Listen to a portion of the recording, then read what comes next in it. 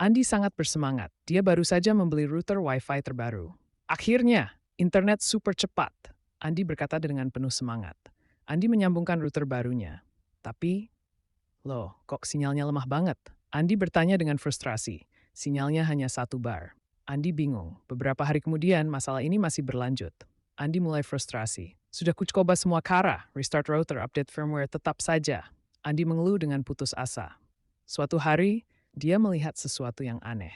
Kucingnya, si Meong, tidur nyenyak di atas router. Meong, jadi kamu penyebabnya? Andi berseru dengan kesal.